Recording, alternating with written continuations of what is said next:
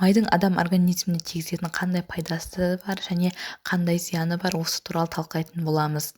Күнделікті тағам құрамында май, көмірсу, белок міндетті түрде болу қажет.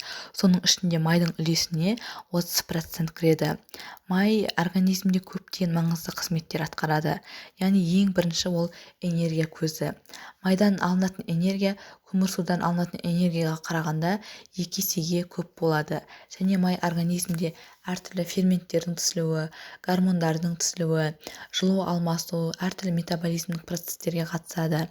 Және майда еритін А, Д, екі сияқты витаминдерге ескіш болып табылады. Және клетканың мембранасының құрамына кіреді. Сонымен қатар май терінің эластикалық қызметін жақсартады, яғни терінің уақытынан бұрын қартаюының алдын алады.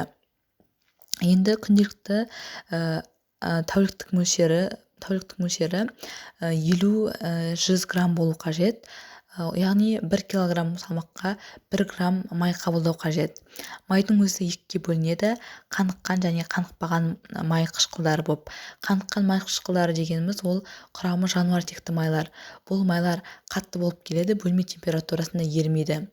Оған жататын негізгі тағамдар әртүрлі майлы еттер, құстардың еттері, сиыр еті, осының майлы еттері жатады. Және сары май, майлы сүт өнімдері, ірімшік, кондитерлік тағамдардың құрамындағы майлар, фастфуд тағамдарындағы майлар және балмұздақтың құрамындағы, кілегейдің құрамындағы майлар осы қаныққан майлар болып табылады. Ал қанықпаған майлар дегеніміз ол өте пайдалы майлар. Бұл өсімдік текті майлар, яғни сұйық майлар болып табылады. Бұған негізі омега-3, омега-6, омега-9 жатады.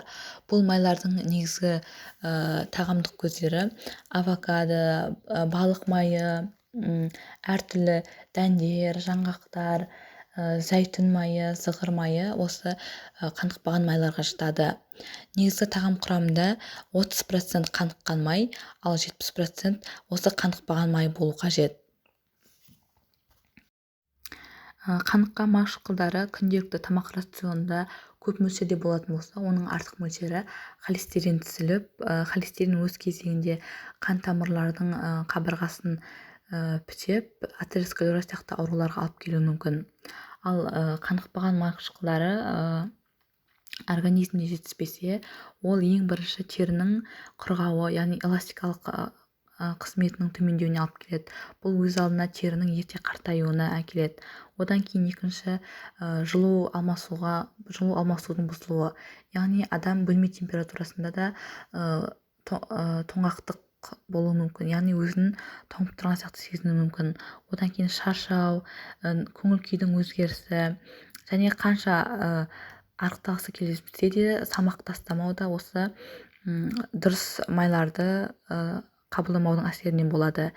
Және үнемі өзін аш сезінуі және есте сақтау қабілетінің төмендеуі, көздің қызаруы, яғни көздің кілегей қабатында осы қанықпаған май қышқылдары негізінен қорғаныштық қызмет атқарады, көзге ылғал бөліп тұрады. Осы қанықпаған май қышқылдары жетіспесе де көз алмасы құрғап, көздің қызаруына алып келеді. Бұл қанықпаған май қышқылдары негізінен витаминдер арқылы, омега арқылы қабылдауға болады. Және тағы да басқа тағамдар, яғни авокадо, әртүрлі балық өнімдері, асқабақтың дәндері, басқа да дәндер, грек жаңғақ сияқты әртүрлі жаңғақтардан, зәйтүн майынан, зығырдан алуға болады. Осы қанықпаған майларды әртүрлі химиялық реакциялармен өңдеудің әсерінен, яғни гидрогенезделіп, транс майларды алуға болады. Бұл транс майлар ұзақ уақытқа сақталады, бірақ бұл майлар жүрек ауруларына, көптеген ауруларға әкелетін зиянды майлар болып табылады.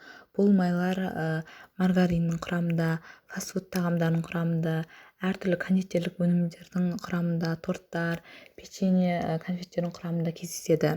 Бұл зиянды майлар болып табылады.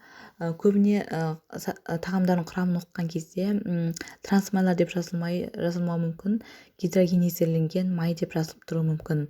Бұндай майларды қолданудан аулақ болуымыз қажет.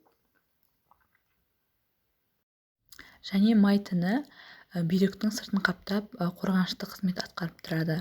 Осы май тіні болмағандықтан кейбір арық адамдарда бүйрек төмен түсіп кетеді.